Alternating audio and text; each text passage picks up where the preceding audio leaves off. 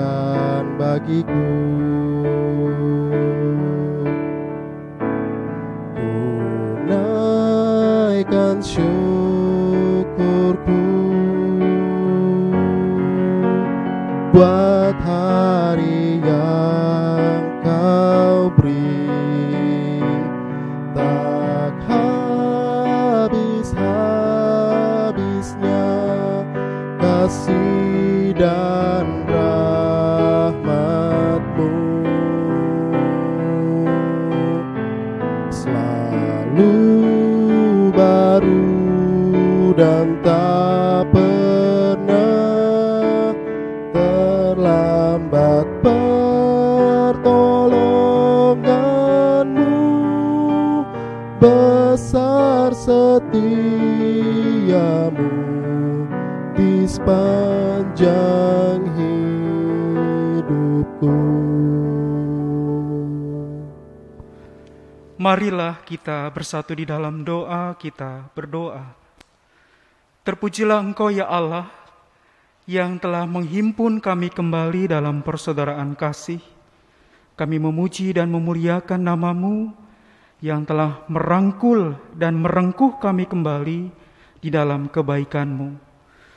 Kami memuji dan memuliakan Engkau, kiranya ibadah ini berkenan untuk hormat dan kemuliaan-Mu, ya Allah Tritunggal, Bapa, Putra, dan Roh Kudus, dan kami Engkau kenankan untuk menyembah dan memuliakan-Mu. Ampunilah dosa kami, layakkanlah kami, rengkuh dan rangkul kami, agar ibadah ini berkenan bagi kemuliaan Allah Tritunggal. Amin. Disilakan duduk kembali. Mari kembali kita menaikkan nada pujian kita Bakti 244, baitnya yang kedua.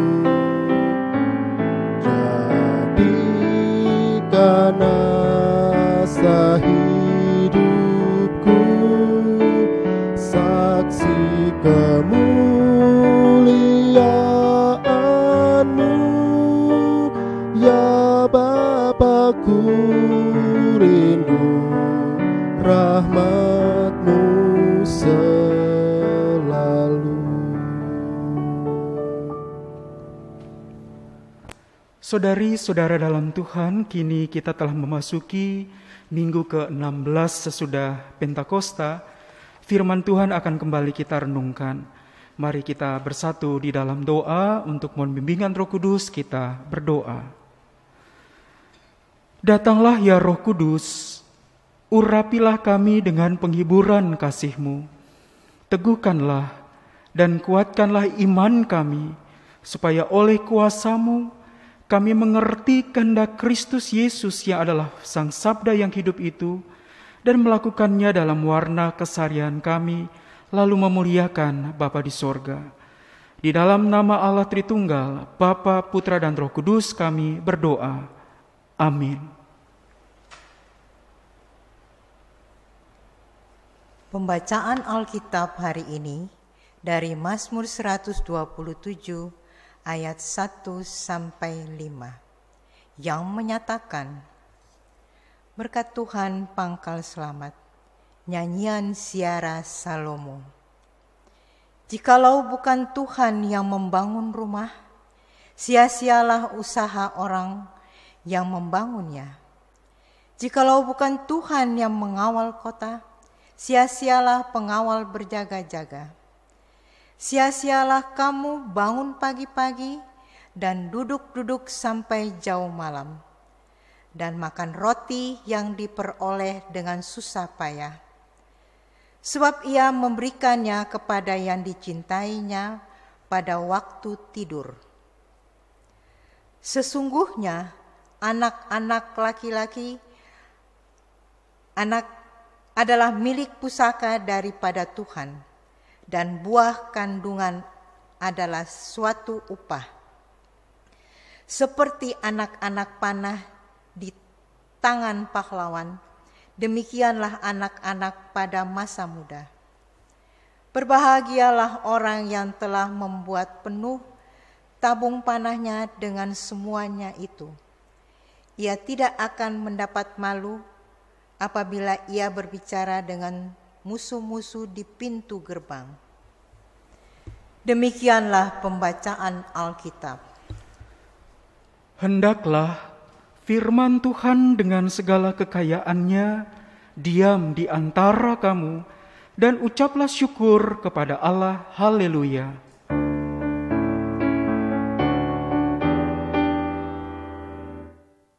Haleluya, haleluya, nama Tuhan terpujilah. Haleluya, haleluya, nama Tuhan terpujilah. Saudari-saudara dalam Tuhan Yesus Kristus, keluarga sebagai unit terkecil, dia bukan hanya sebagai hasil dari konstruksi sosial yang ada, tapi secara alkitabiah dipandang sebagai anugerah dari Tuhan. Dan secara khusus bagi umat Yahudi, keluarga sebagai pusat kehidupan itu sekaligus adalah jantung. Jadi digambarkan dia bagikan jantung kehidupan. Keluarga dihadirkan bukan hanya karena sebuah konstruksi sosial, tapi sebagai anugerah, sebagai karunia, sebagai rahmat. Allah lah yang memberi hidup itu. Dalam Mazmur disebut dengan kalau bukan Tuhan yang membangun rumah, rumah di sini adalah keluarga.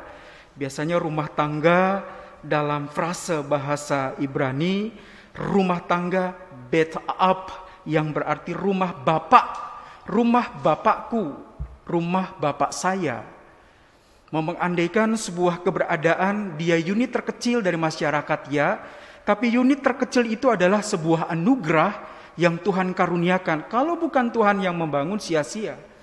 Bahkan digambarkan termasuk kota. Kota sebagai kompilasi, sebagai gabungan dari unit-unit terkecil itu. Sehingga klan, marga, dalam batas teritorial atau dalam batas wilayah, mereka berhimpun membentuk sebuah kota. Itu sejatinya karena hadirnya keluarga ini yang diyakini sebagai anugerah Tuhan sendiri. Keluarga hadir dalam relasi sebagai anugerah yang Allah nyatakan, dan bukan hanya saja sebagai konstruksi sosial. Dan hadirnya itu bagikan jantung, keluarga sebagai pusat kehidupan, rumah tangga sebagai jantung kehidupan yang di dalamnya hadir biasanya adalah keluarga inti, sepasang orang yang paling tua dalam kehadiran kakek dan nenek, lalu kemudian anak-anak dan hadir cucu bagi mereka, sehingga terhimpunlah para insan ini dalam sebuah unit terkecil diimani sebagai anugerah Tuhan. Jadi Allah yang memberi hidup, yang menganugerahkan unit terkecil itu, gabungan unit-unit ini membentuk sebuah masyarakat, sehingga dalam GPIB keluarga selalu dipandang sebagai basis yang paling pertama, lalu kemudian gabungan dari basis pertama yang adalah keluarga ini adalah kemudian gereja, lalu kemudian setelah gereja masyarakat, dan diimani sebagai anugerah.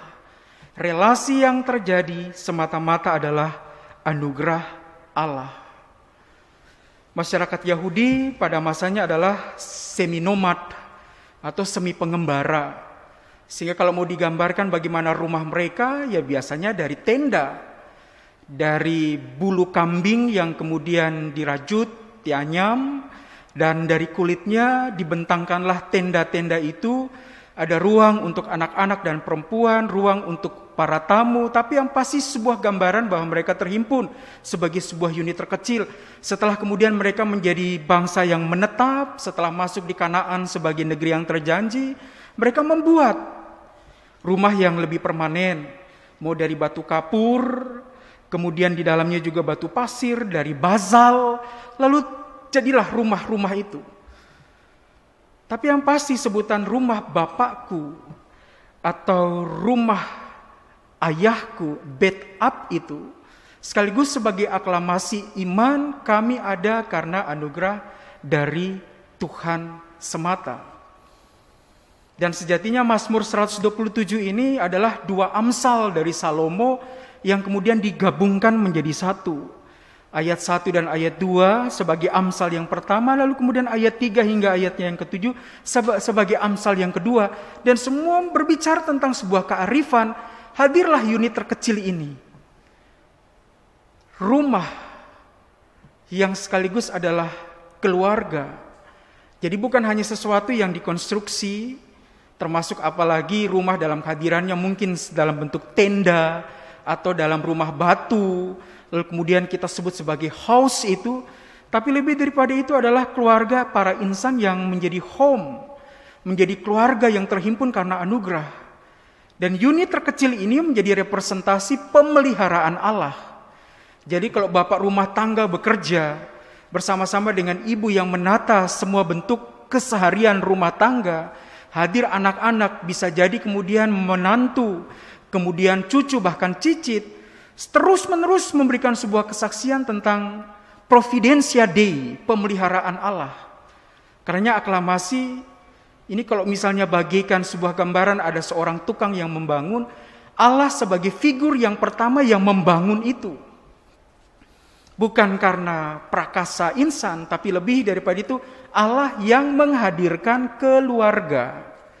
Allah yang menghadirkan unit terkecil ini. Relasi yang kemudian terjadi adalah sebagai ekspresi anugerah Allah sendiri. Sehingga ketika keluarga atau rumah itu hadir adalah sekaligus sebagai jantung bagi kehidupan.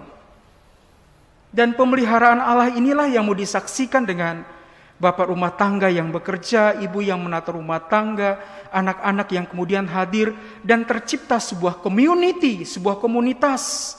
Bukan hanya tercipta sebuah komunitas atau community, di mana satu dengan yang lain saling terhubung, utamanya karena ikatan persaudaraan, karena pertalian darah, tapi juga ada connection. Ada hubungan satu dengan yang lain, bukan hanya karena suami istri, orang tua dengan anak-anak, atau mungkin hadir menantu, cucu dan cicit, tapi connection with God. Dalam rangka hubungan, relasi juga dengan Tuhan.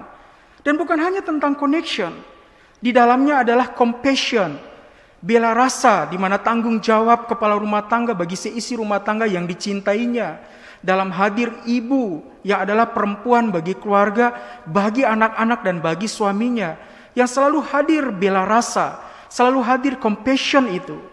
Dan ternyata bukan hanya tentang compassion, tapi komitmen. Sama seperti aklamasi, hadirnya kami ini adalah anugerah Allah, relasi dalam keluarga adalah anugerah Allah, maka komitmen kami hidup berkeluarga adalah sekaligus sebagai panggilan hidup. Jadi mau komitmen, connection, compassion, dan community, itu 4C. Yang dalam tradisi Yahudi itu selalu hadir dalam unit terkecil ini. Dan tinggal bagaimana sekarang kita mau mengaplikasi apa relevansi dari komitmen, connection with God, compassion, dan community itu ketika hadir keluarga-keluarga kita yang adalah keluarga-keluarga Kristen itu. Mazmur menggambarkan berbahagialah mereka yang mengisi penuh tabung anak panah. Karena itu menggambarkan prepare, menggambarkan sebuah bentuk persiapan, proses panjang untuk kemudian hadir keluarga yang ideal, ya di dalam kasih, di dalam kebenaran, di dalam perdamaian, di dalam keadilan, keluarga yang ideal, tapi juga keluarga yang ideal ini siap dengan sesuatu yang aktual dalam warna keseharian yang tidak mudah. Antara ideal dengan yang aktual ini selalu kemudian berdampingan untuk terus-menerus. Bagaimana yang ideal itu dalam hal kami berkomitmen dalam hidup rumah tangga, connection with God, hubungan kami dengan Tuhan, kehadiran kami sebagai sebuah komunitas, termasuk di dalamnya kami bercompassion atau berbela rasa sebagai sesuatu yang ideal, tapi juga berhadapan dengan yang aktual. Yang real itu seperti apa? Dan kalau yang mau berbicara tentang yang real, tidak seindah dengan yang ideal ini. Tapi toh yang ideal ini selalu dijunjung menurut komunitas Yahudi. Bahwa kehadiran kami apapun keluarga kami, yang kami idealkan bahwa relasi kami adalah anugerah dari Tuhan. Yang ideal itu harus kami perhadapkan dengan yang aktual dalam warna kehidupan keluarga yang tidak gampang, yang tidak mudah. Tapi keyakinan mereka seperti dalam pepatah Latin, ad maiorem natus sum, bahwa aku dilahirkan untuk hal-hal yang lebih luhur. Setiap anggota keluarga yang dihadirkan bukan sebuah kebetulan, tapi dihadirkan oleh Allah untuk sesuatu yang luhur. Dan itu yang mau diperjuangkan sebagai bentuk keluarga yang ideal, diperhadapkan dengan keluarga yang aktual. Dan paling tidak sudah kurang lebih seminggu kita jalani secara khusus daerah khusus Ibu Kota Jakarta untuk memaknai kembali karantina besar, PSBB yang kemudian diberlakukan kembali, dan kurang lebih sudah seminggu kita jalani. Proses yang tidak gampang untuk kembali sama seperti pewartaan di awal-awal pandemi, bahwa ternyata home, house, keluarga, rumah sekarang menjadi hal yang paling penting dan paling aman.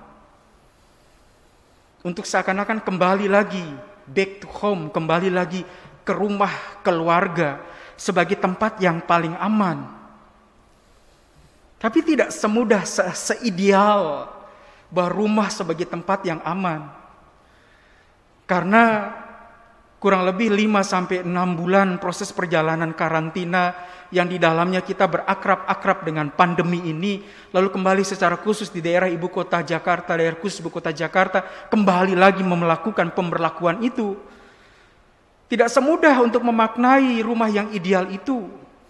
Dengan dalam aktual bahwa angka perceraian bertambah, kekerasan dalam rumah tangga bertambah, pelecehan terhadap anak dan perempuan bertambah, dan itu terjadi justru di rumah di masa-masa pandemi ini.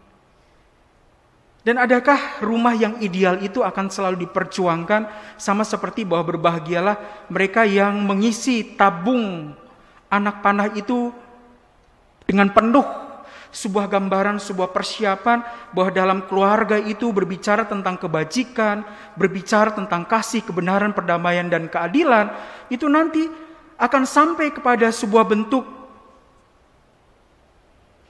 sasaran yang tepat jatuh ketika seseorang misalnya membidik dengan busur panahnya itu, lalu anak panah itu meluncur dan dia akan tepat kena sasaran. Itu karena sebuah persiapan panjang yang tidak gampang untuk kemudian bahwa yang ideal itu terus-menerus ditanamkan bagi setiap insan dalam rumah tangga, sehingga bagikan anak panah itu dia akan meluncur dan ketika itu dibidik dia akan tepat sasaran.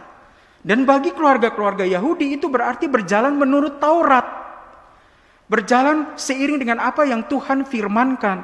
Sehingga ketika itu dibidik, dia akan meluncur melesat ke masa depan, mengarungi kehidupan, tapi jatuhnya dalam titik yang tepat, dalam sasaran yang tepat. Kenapa? Karena yang ideal itu terus-menerus ditanamkan.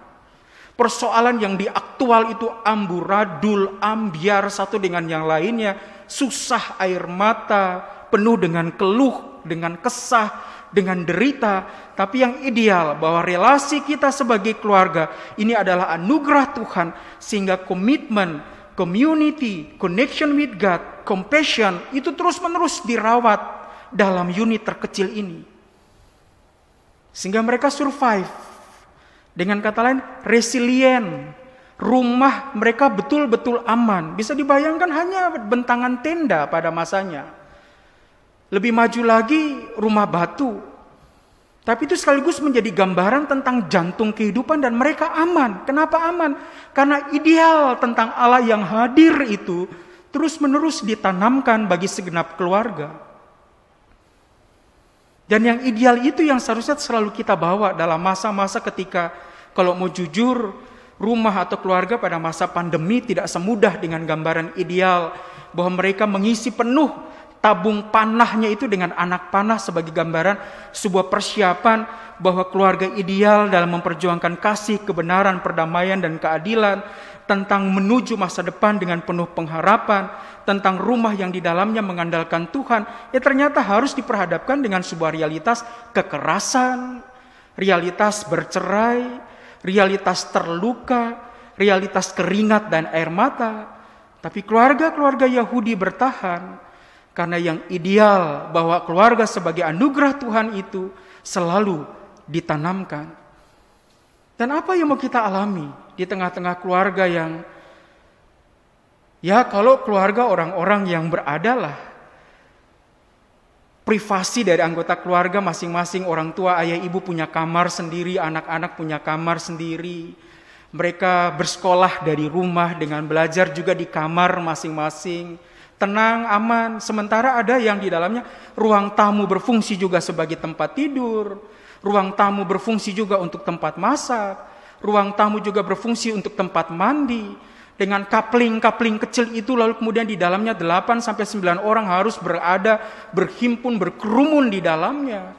Bagaimana enggak ribut, bagaimana enggak marah, bagaimana enggak stres, bagaimana kemudian di dalamnya lalu satu dengan yang lain baku tumbuk dan baku pukul. Sudah dalam kondisi sekolah di situ, kerja di situ, lalu kemudian berhimpun semua di situ. Dan wajarlah kalau kemudian yang terjadi kekerasan meningkat, bahkan ironisnya berpisah satu dengan yang lain, karena memang yang aktual itu, karena yang real itu tidak semanis dengan gambaran keluarga ideal. Yang mau dilukiskan itu aman dalam hal berdoa, kenyang dalam hal perut, nyenyak dalam hal tidur, tenang dalam hal bersenda gurau, di rumah yang cantik, home sweet home.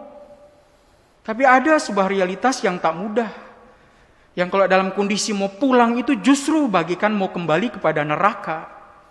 Tidak usah berbicara dalam kondisi keluarga yang serba amburadul, keluarga-keluarga mapan pun.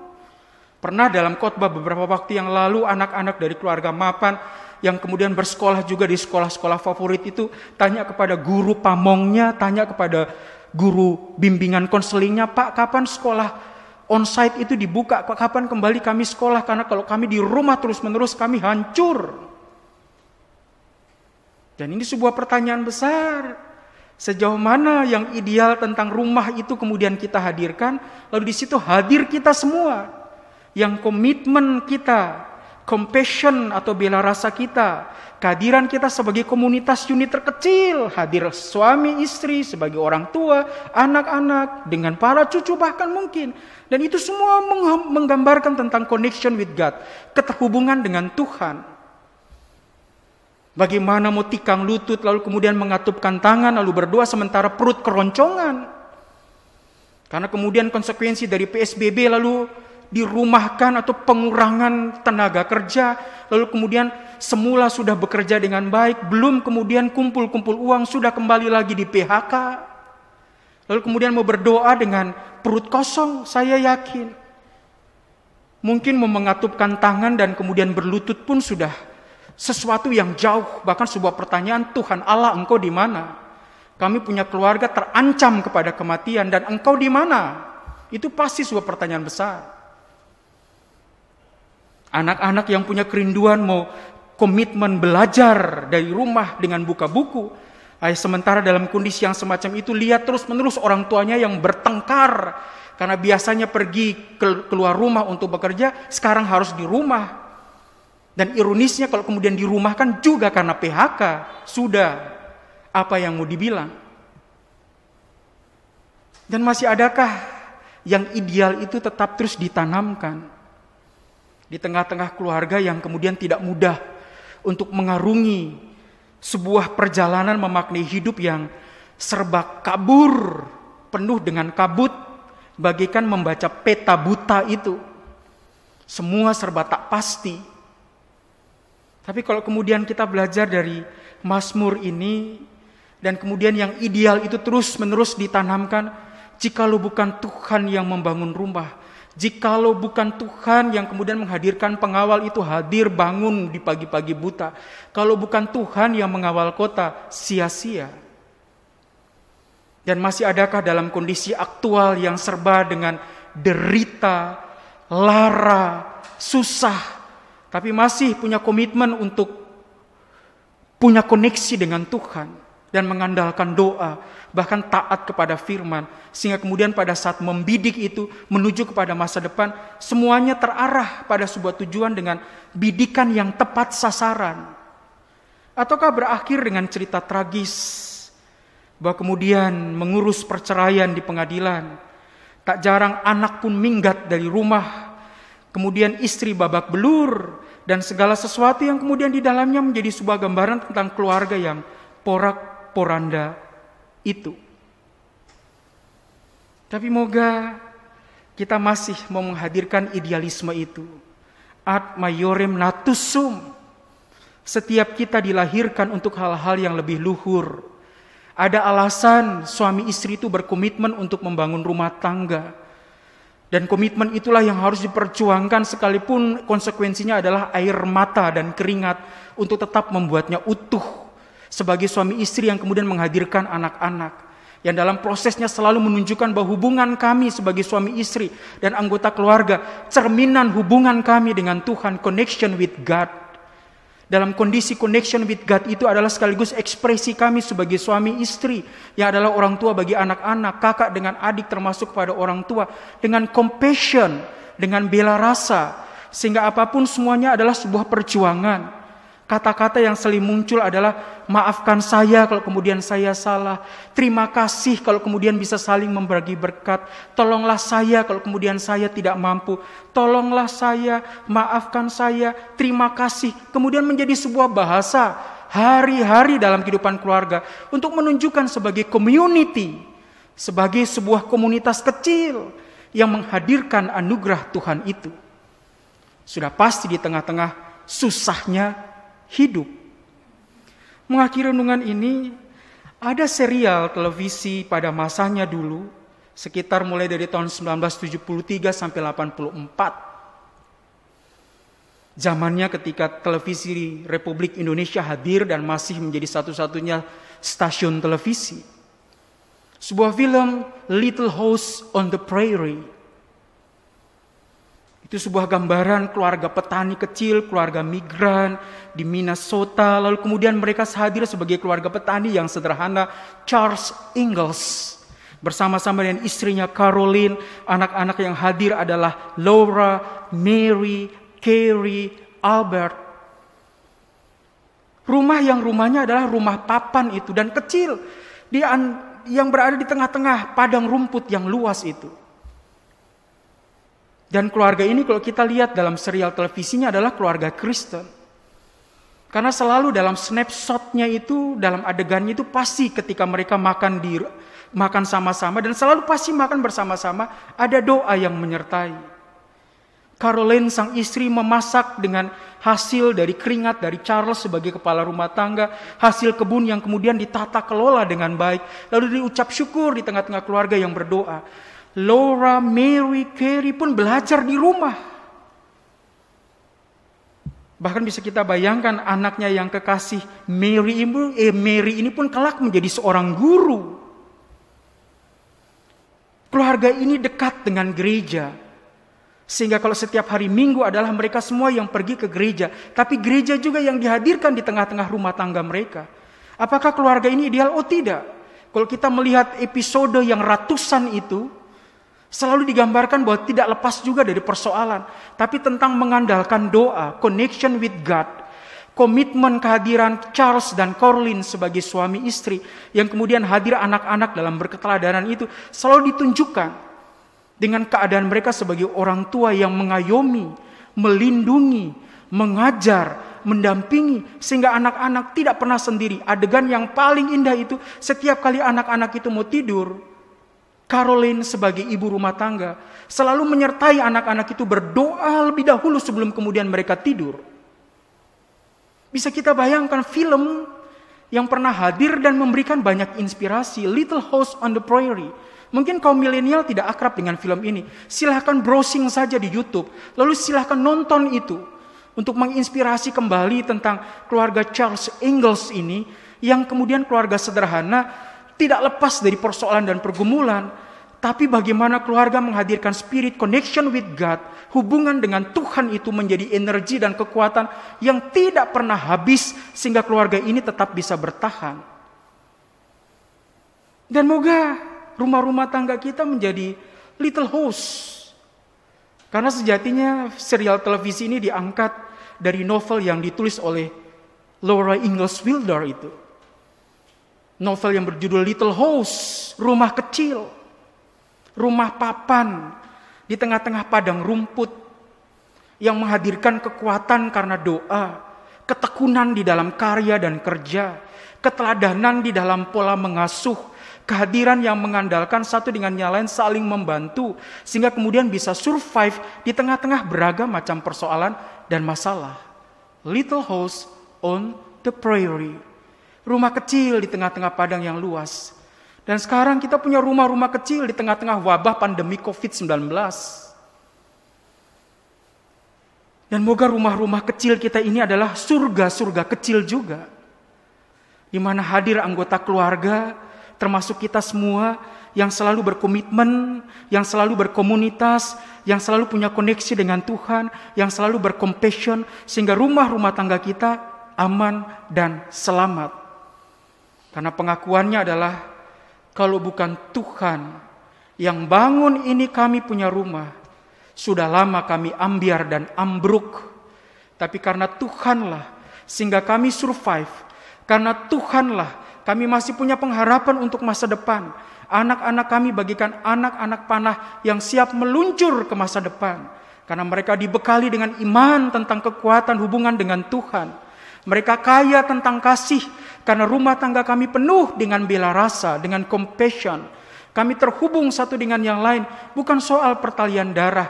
Tapi tentang kami semua yang hadir. Sehingga kekuatan itu menjadikan kami kuat sebagai keluarga.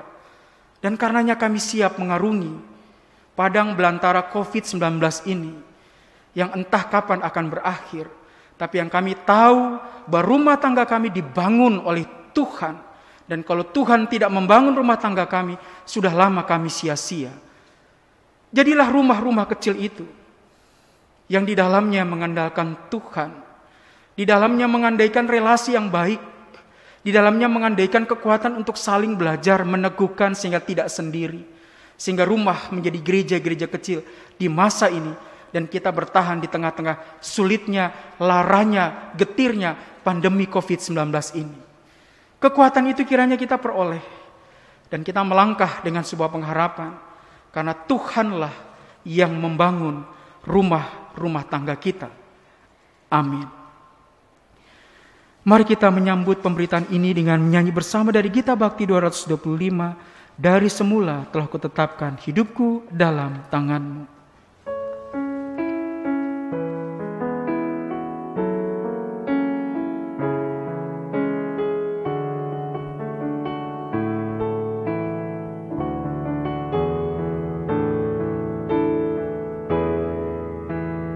Dari semula telah Kau tetapkan hidupku dalam tangan-Mu, dalam rencana-Mu Tuhan, rencana indah telah Kau tetapkan bagi masa depanku yang penuh harapan.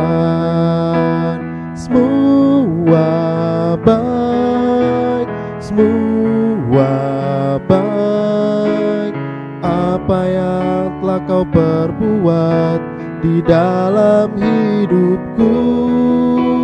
Semua baik, sungguh teramat baik, Kau jadikan hidupku berarti.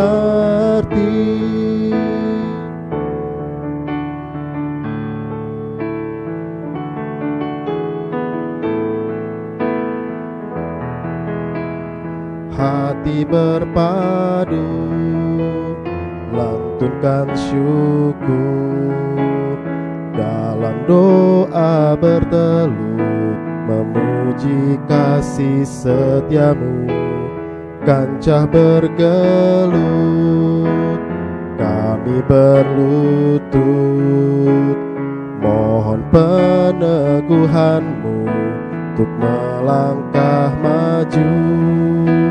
Semua baik, semua baik, apa yang telah Kau perbuat di dalam hidupku. Semua baik, sungguh teramat baik, Kau jadikan hidupku berarti. Marilah bersama umat percaya di sepanjang segala abad, tempat, dan sejarah, dengan bangkit berdiri kita mengakui kembali pengakuan iman kita menurut rumusan pengakuan iman rasuli. Hendaklah masing-masing berkata, aku percaya kepada Allah, Bapa yang Maha Kuasa, Khalik langit dan bumi, dan kepada Yesus Kristus, anaknya yang tunggal, Tuhan kita, yang dikandung daripada Roh Kudus, lahir dari anak darah Maria, yang menderita di bawah pemerintahan Pontius Pilatus, disalibkan, mati dan dikuburkan, turun ke dalam kerajaan maut. Pada hari yang ketiga, bangkit pula dari antara orang mati, naik ke sorga, duduk di sebelah kanan Allah, Bapa yang Maha Kuasa, dan akan datang dari sana untuk menghakimi orang yang hidup dan yang mati. Aku percaya kepada Roh Kudus, gereja yang kudus dan am, persekutuan orang kudus, pengampunan dosa, kebangkitan daging, dan hidup yang kekal. Silakan duduk kembali. Mari kita bersatu di dalam doa, kita berdoa. Bapa, Engkau hadirkan kami dalam keluarga bukan hal kebetulan. Relasi kami yang terjadi sejatinya adalah anugerah yang Kau beri. Keluarga jantung kehidupan, karena Engkau yang menghadirkannya dan Engkau sendiri pun hadir di dalamnya. Kami berterima kasih karena Engkau telah hadirkan kami di tengah-tengah rumah tangga dan keluarga yang saling mencinta dan dicinta. Tak mudah kami memaknai proses perjalanannya, tapi ketika kami mengamini dan mengimani bahwa ketika Tuhanlah yang membangun rumah kami, maka apa yang kami usahakan pasti berhasil. Kami upayakan baik itu kebajikan hidup, di mana hadir kasih, kebenaran, perdamaian, dan keadilan. Sesuatu yang ideal itu kami perjuangkan di tengah-tengah gumul sulitnya keluarga-keluarga yang aktual. Kami akan selalu memuji Tuhan bahwa kami termasuk keluarga-keluarga yang selamat. Tetapi ketika itu bukan Tuhan yang membangunnya, maka kami akui ambruk dan sia-sialah rumah tangga yang kami bangun. Karena hadirlah ya Tuhan di tengah-tengah kehidupan kami, di mana kami hadir sebagai suami istri, bersama-sama dengan anak-anak kami, bahkan hadir menantu, cucu, bahkan cicit. Sehingga keluarga sebagai jantung kehidupan selalu berdenyut karena Engkau hadir bersama-sama dengan kami di tengah-tengah lara dan getirnya hidup di hari-hari ini. Tapi karena kami yakin bahwa Engkaulah yang membangunnya, maka tidak sia-sia setiap keringat dan air mata kami untuk terus-menerus memperjuangkan bahwa kami hadir sebagai sebuah komunitas, kami hadir terhubung satu dengan yang lain, terlebih terhubung dengan Engkau sendiri. Kami hadir saling berbela rasa, dan di atas semuanya itu karena komitmen kami membangun rumah tangga dan keluarga adalah karena komitmen Tuhan juga yang telah membangunnya, sehingga kami aman, kami percaya, kami mampu mengarungi getir dan laranya hidup sekalipun bersama-sama dengan Tuhan, dan dapat kami alami itu hari lepas hari. Karena selamatkanlah kami keluarga lepas keluarga, terlebih di masa-masa sulit ini ya Tuhan. Sebagai bapak rumah tangga, sebagai ibu rumah tangga bersama-sama dengan anak-anak kami dalam kerja dan karya, dalam sekolah, dalam proses belajar, kiranya kami selalu selamat karena selalu mengalami Tuhan Yesus dalam kehidupan rumah tangga kami. Keringat dan air mata kami tidak akan pernah sia-sia. Setiap sen rupiah yang kami peroleh sebagai berkat dan rezeki, semuanya memuliakan Tuhan. Dan kami dapat memaknai hari lepas hari kehidupan kami dengan selalu bersyukur bahwa Tuhan hadir dan menyelamatkan kehidupan rumah tangga kami. Yang berdoa secara khusus bagi keluarga lepas keluarga yang berhadapan dengan persoalan dan pergumulan, kekerasan, terancam bercerai, terjebak dan kemudian mengalami luka dalam kehidupan, dilecehkan, tersingkir, terabaikan, dan kemudian ambruk dalam memaknai kehidupan rumah tangga, terlebih di masa-masa sulit ini. Bantu ya Tuhan dan pulihkanlah kembali, karena di dalam Engkau tiada yang mustahil. Untuk kembali mengandalkan Tuhan yang membangun rumah itu, sehingga keluarga-keluarga yang sementara bergumul dengan beragam macam persoalan pekerjaan, di PHK, dirumahkan, berada dalam pergumulan mencari nafkah dan rezeki, anak-anak yang kemudian di dalamnya bergumul dengan sekolah yang tidak mudah dan gampang itu.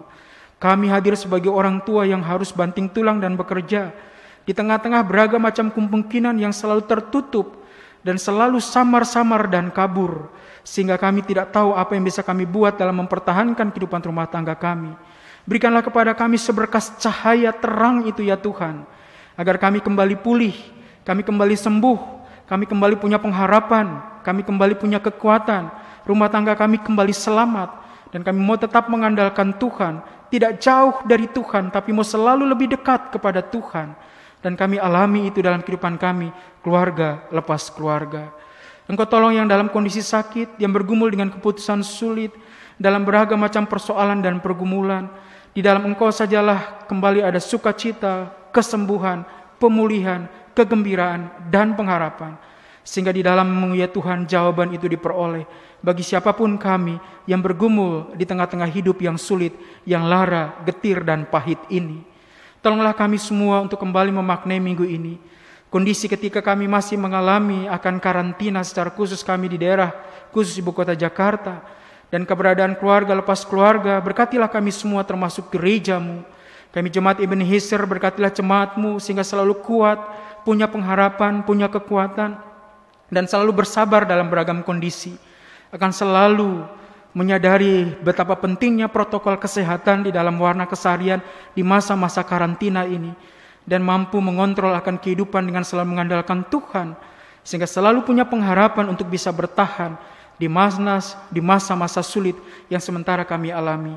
Jaga dan lindungi kami supaya kami selalu sehat ya Tuhan. Kehadiran kami sebagai keluarga Engkau lindungi, sehingga kami dapat bekerja, kami dapat melangsungkan kehidupan rumah tangga, kami tetap setia beribadah, kami melakukan aktivitas harian kami, karena Tuhan menjaga dan melindungi kami, dan selalu kami mohonkan kehadiran Tuhan dalam hari-hari kami. Berkatilah pemerintah pusat hingga ke pelosok daerah, secara khusus daerah khusus ibu kota Jakarta, dalam mengatasi beragam macam krisis, termasuk kehadiran kami sebagai bagian dari anak negeri dan sebagai bagian dari anak bangsa yang kami cintai ini. Engkau tolong dan berkati sehingga krisis yang sementara kami alami dengan hadirnya wabah ini di dalam kekuatan Tuhan akan teratasi, karena kontribusi kami juga termasuk setiap kami yang punya niat baik untuk berjuang sehingga bisa lepas dari krisis ini. Berkatilah sehingga jerih payah di dalam Engkau tidak sia-sia untuk upaya memperoleh kesembuhan, upaya untuk memperoleh vaksin, upaya untuk memperoleh obat, upaya untuk kemudian mendapat kembali lapangan pekerjaan, upaya kemudian kembali untuk supaya bisa pulih secara ekonomi, upaya supaya lebih tentram dalam kehidupan berpolitik. Kiranya semua dapat kami alami karena bersama-sama dengan Tuhan yang menyertai dan memberkati pemerintah kami, termasuk bagi kami sebagai warga masyarakat. Kami sebagai warga jemaat Ebenezer DKI Jakarta, berkati kami sepanjang minggu ini ya Tuhan. Apapun kondisi yang kami alami di Jakarta, lindungi, kuatkan, teguhkan, dan berkati kami. Sehingga hanya di dalam Engkau sajalah kami akan selalu bertahan, sama seperti selama ini Tuhan bersama-sama dengan kami. Sehingga bersama-sama dengan Engkau jualah kami bisa bertahan dalam hidup yang sulit ini. Terima kasih untuk semua kebaikan yang telah Tuhan beri. Kami bersyukur untuk nafas kehidupan yang Tuhan rahmati bagi kami semua. Kami jalani kembali kehidupan kami sepanjang minggu ini sebagai keluarga-keluarga yang mau tetap terus belajar mengandalkan Tuhan hari lepas hari. Ampunilah akan dosa dan salah kami, jadilah seturut dengan maksud dan kehendak-Mu. Di dalam nama Tuhan Yesus yang telah mengajar kami berdoa. Bapa kami yang di sorga, dikuduskanlah nama-Mu, datanglah kerajaan-Mu, jadilah kehendak-Mu di bumi seperti di sorga. Berilah kami pada hari ini makanan kami yang secukupnya, dan ampunilah kami akan kesalahan kami, seperti kami juga mengampuni yang bersalah kepada kami. Dan jangan bawa kami ke dalam pencobaan, tapi lepaskanlah kami dari yang jahat.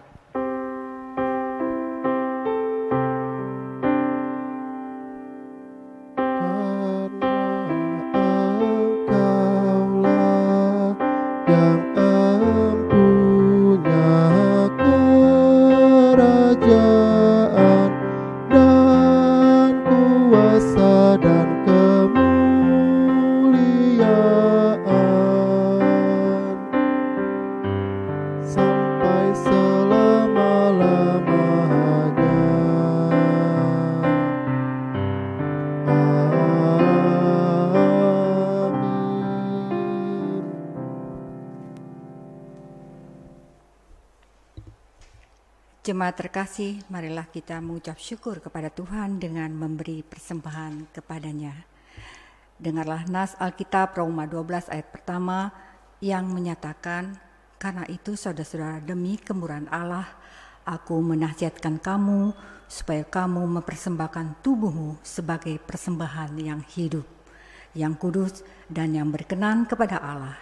Itu adalah ibadahmu yang sejati. Tuhan memberkati saudara dan persembahan saudara.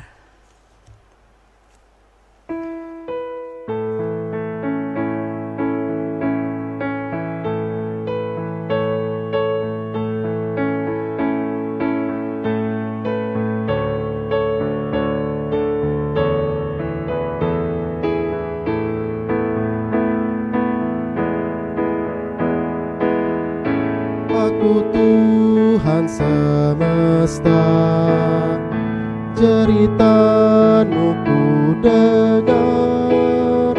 Ku di dunia yang gelap, ku selamatkan.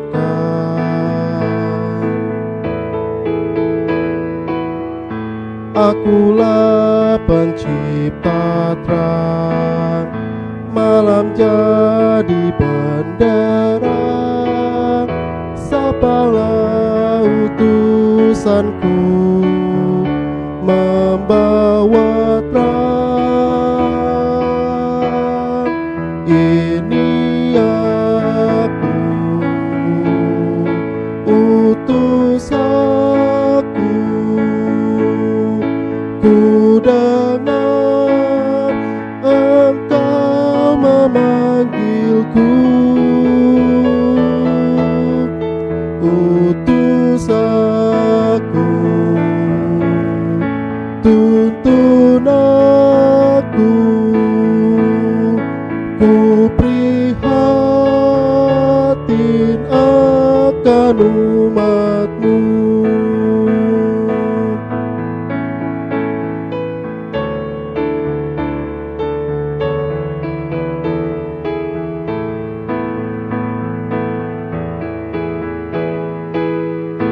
Aku Tuhan semesta, ku melihat yang resah, orang miskin dan lesu, aku jenguk.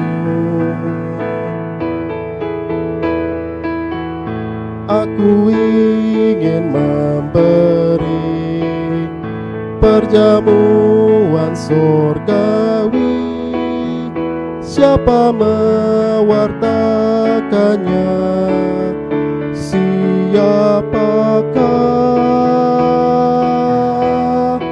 Ini aku,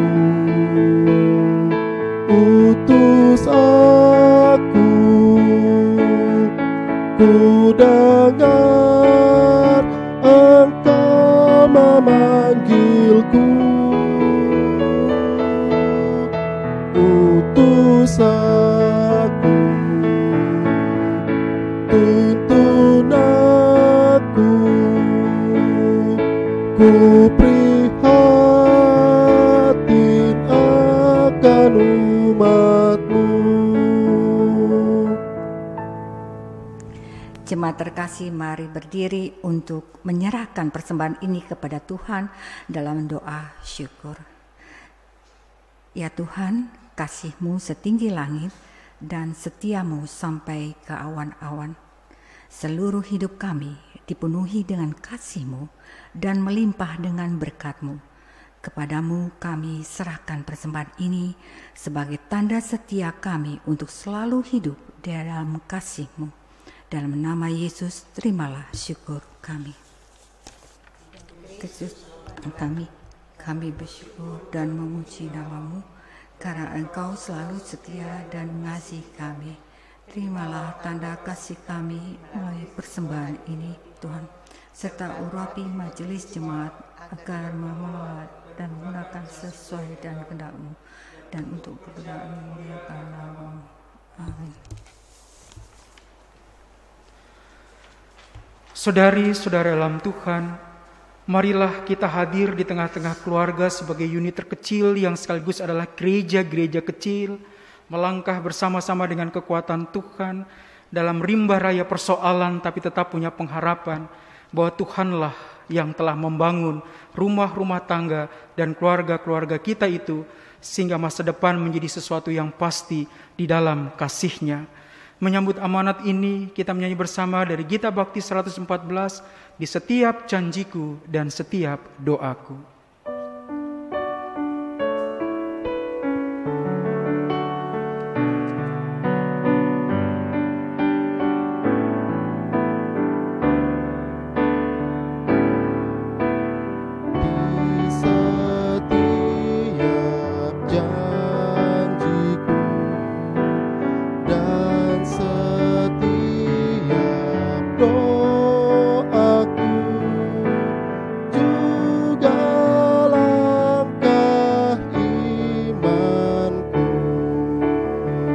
Tuhan bersamaku,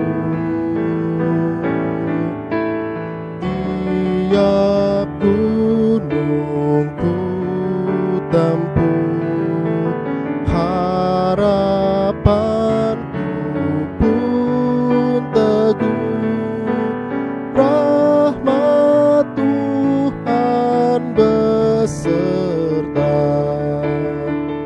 untuk selamanya. Tuhan beri anugerahnya, Tuhan beri kuasanya, Kristuslah di dalamku, aku menang bersamanya.